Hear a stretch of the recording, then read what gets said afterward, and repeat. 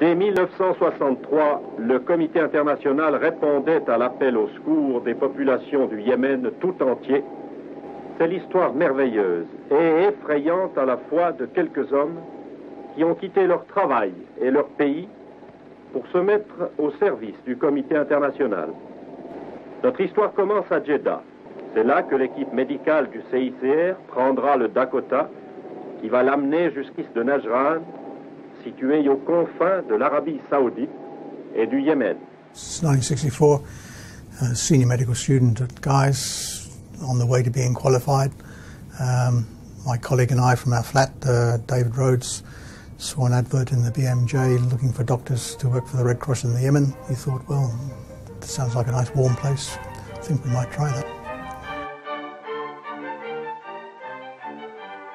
We got to Najran. We landed on a simple airstrip, which was basically just a hardened sand runway with some oil drums at one end and oil drums at the other, and that was the airport. Dearest Jane, I've received your letter yesterday. Believe me, 3 weeks without hearing from you was quite a strain. We've just seen a little baby with acute pneumonia, so thin and pathetic. 6 hours away, the war goes on.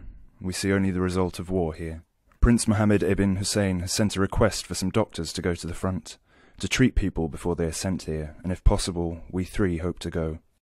David looked after the medical patients, and I looked after those who'd been wounded in the war.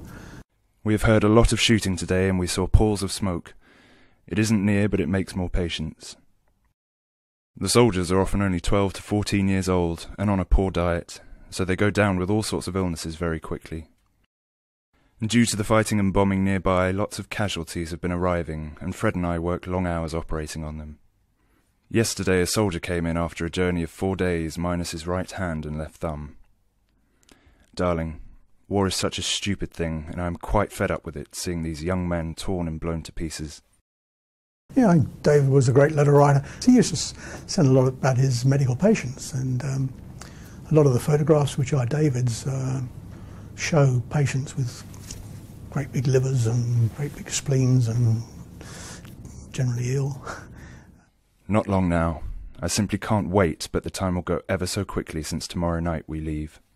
It's a 2-day journey done mostly at night with the lights off on the truck, and then ending up with a stiff climb with camels loaded with medical supplies, up the mountain and then down again.